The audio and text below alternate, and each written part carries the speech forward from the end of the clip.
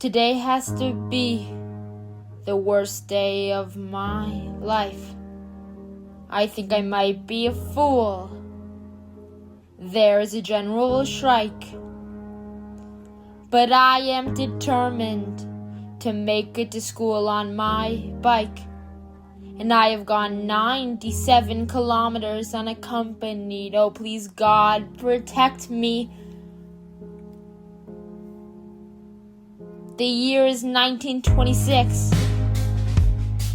I've traveled from Southampton to Sherburn, stopping overnight at an inn.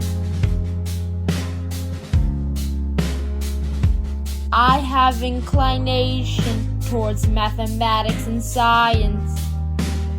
The teachers at Sherburn had a different definition of education than me. I guess you could say I was defiant. They put emphasis on classes and I disagreed. My headmaster wrote to my parents. I hope he will not fall between two stools if he's to stay at public school. He must aim at becoming educated. If he is to be solely a scientific specialist, he's wasting his time at a public school. I continued to show remarkable ability. Nobody liked me. I did advanced problems in 1927 without having even studied elementary calculus. At 16 in 1928, I encountered Albert Einstein's work. Not only did I grasp it, but it is possible that I managed to deduce Einstein's questioning of Newton's laws of motion from a text in which this was never made explicit.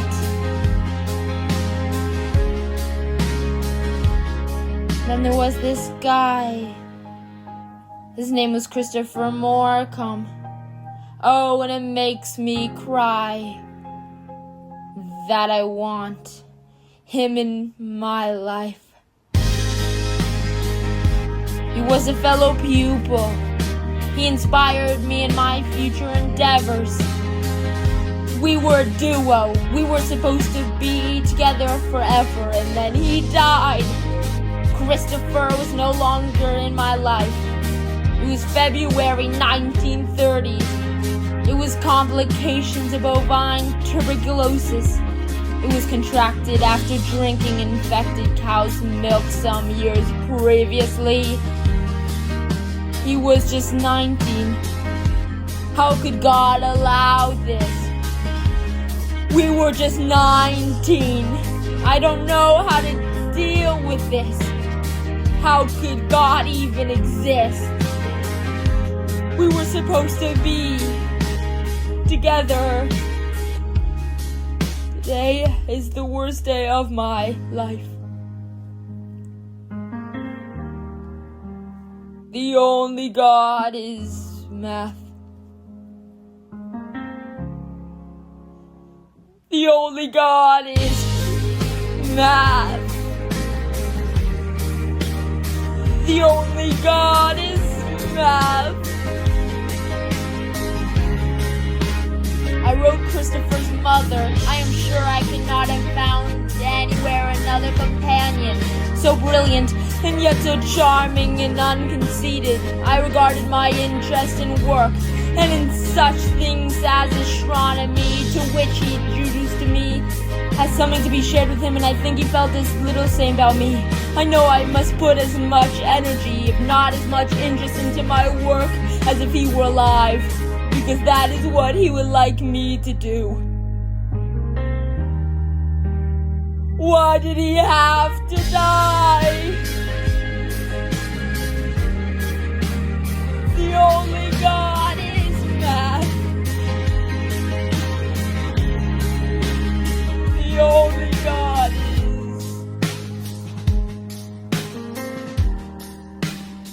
The only God is math.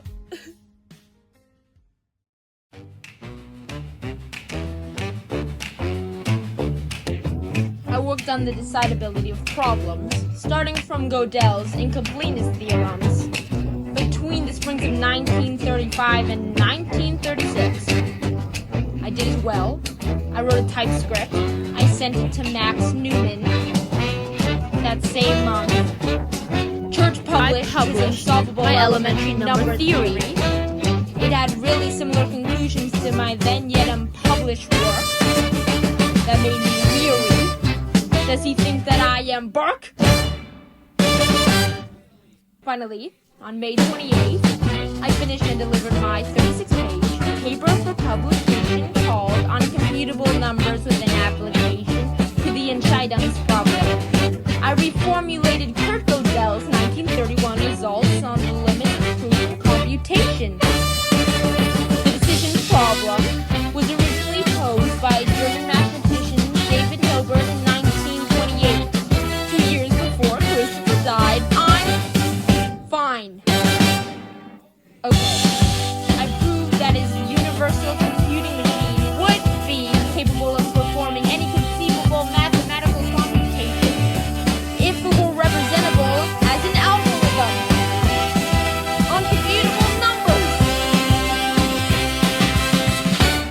On computable numbers! There is no solution to Entscheidung's problem. I figured this out by first realizing that the halting problem for my machines is undecidable. It is not possible to decide algorithmically whether my Turing Machine will ever be halted. This paper has been called easily the most influential paper in history.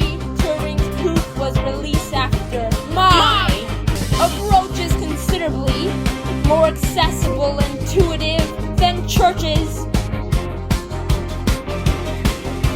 I'm nervous. Yeah, you should be. It also included a notion of a universal machine, now known as the Universal Turing Machine, with the idea that such a machine could perform the tasks of any other computation machine, as indeed could my lambda calculus.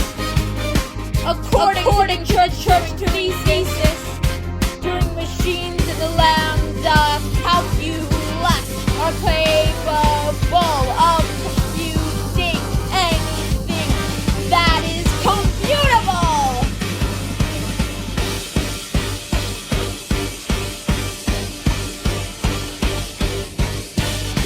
The Turing Machine is my legacy. It's what people will think when they think of me. When they think of me. When they think of me. What do they think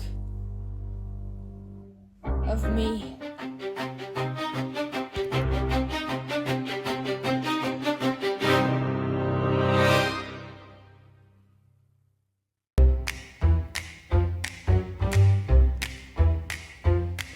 When I think back to my life, when I think about what I did, how everything a guy could have wanted, I think about how I got it. What do I not get?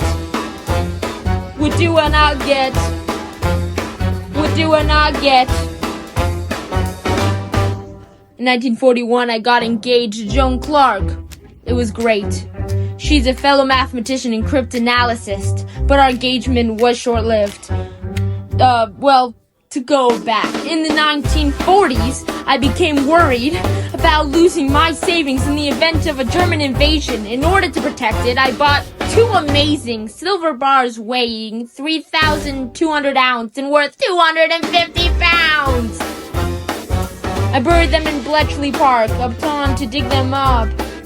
Oh no, I couldn't crack my own code. I found that it was unable to be penetrated. This, along with the fact that the area had been renovated, meant that I never regained the silver. Okay, I mentioned Bletchley Park. I used to work there during the Second World War. I was a leading participant in the breaking of German ciphers there. The historian and wartime codebreaker Asa Briggs has said, "You needed exceptional talent. You needed a genius at Bletchley, and Turing's was the genius!" Okay, maybe my life doesn't seem that great. Maybe I peaked in the 1930s. From February 1931 to November 1934 at King's College, I worked hard for knowledge, and I was awarded first-class honors in mathematics. This is pretty tragic. I peaked in college with an award. I'm fine. I'm great. What do I not get? Well, it seems everything.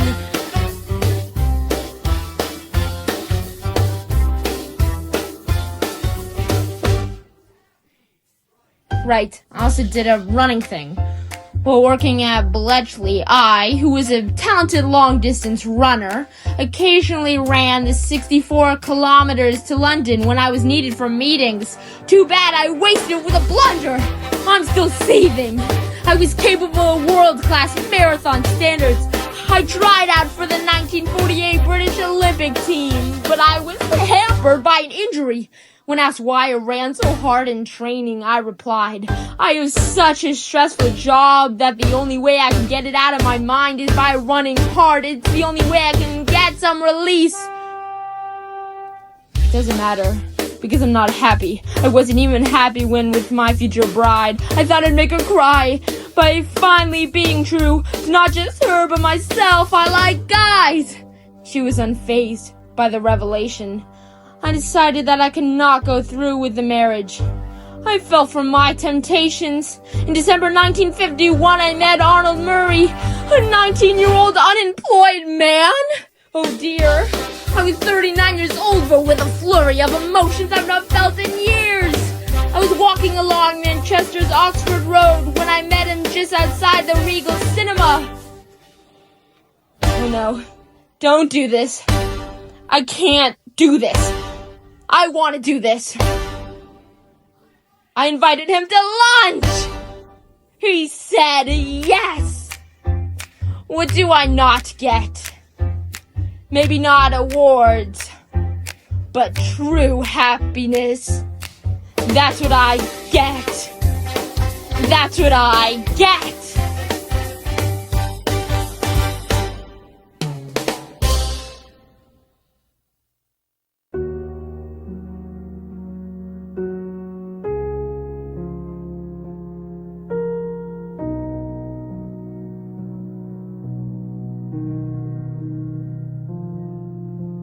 My house has been robbed. I called the police. During the investigation, I did something wrong. I acknowledged my relationship with Marie. Homosexual acts are criminal offenses in the United Kingdom.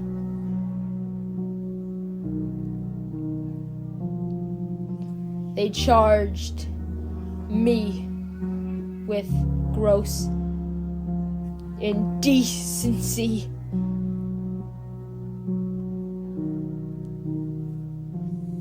There was a trial held on February 27th, during which my solicitor reserved his defense. Why did he not argue or provide evidence? How did I even break a law? How was what I did wrong? My brother gave me advice, and I don't see how I contain my legacy by pleading guilty.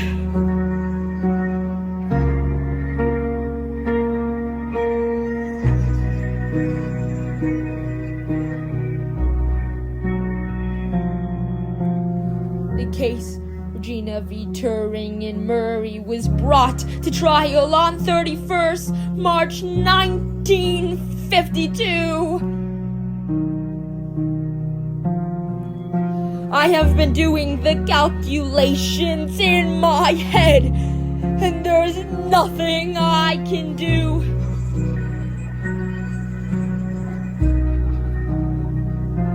I was convicted and given a choice between imprisonment or probation.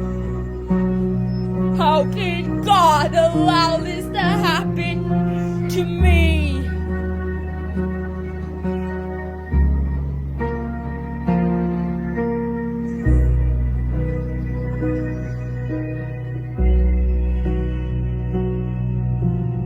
Probation would be conditional on my agreement to undergo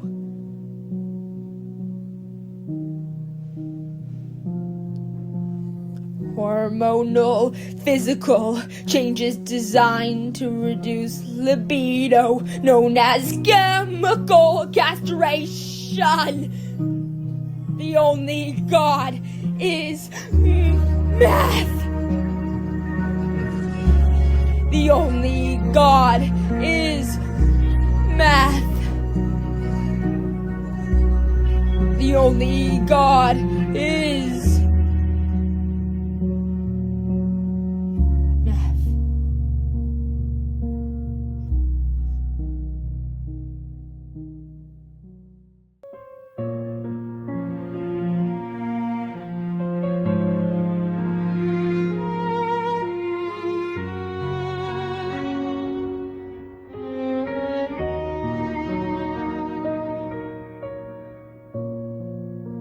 My happily ever after, where everything would be great and I could be gay with Murray. But I don't live in my happily ever after. I live in a world that hates me. None of the math I did matters. How can this be? There has to be a God other than math. 'Cause the calculations aren't making sense.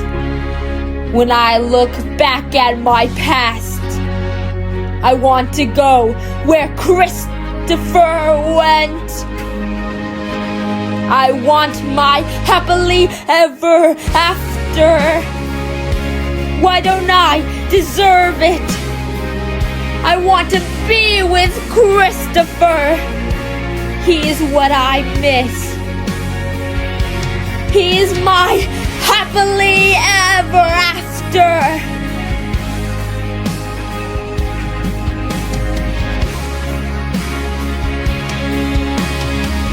Why don't I get my fairy tale? Why don't I get my Prince Charming? Why is everything I do a fail? I have an idea, but it's alarming. Today has to be the worst day of my life. But I know how to fix it. Oh, why must I do this? I can get my happily ever after. I can see Christopher again. My Prince Charming.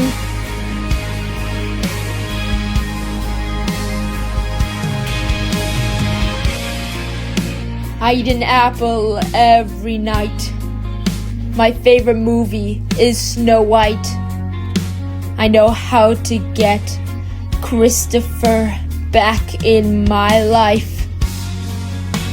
I think I know how to end my life. and get my happily ever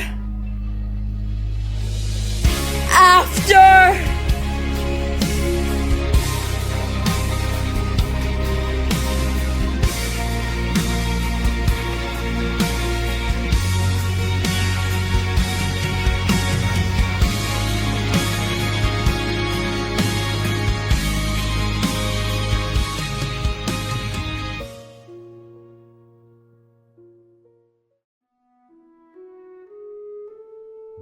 June 8th, 1954. Turing's housekeeper found him dead. A post-mortem was held that evening, which determined that he had died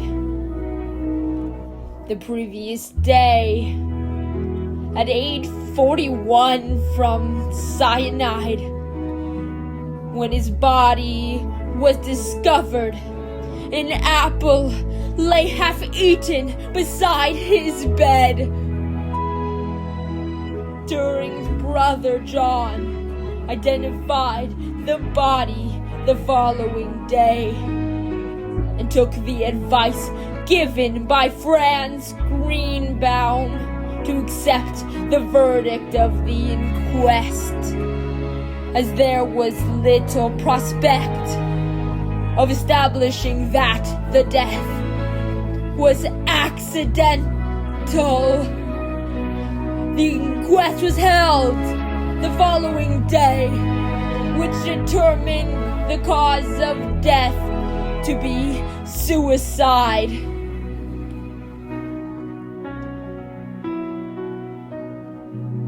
June 8th, 1954.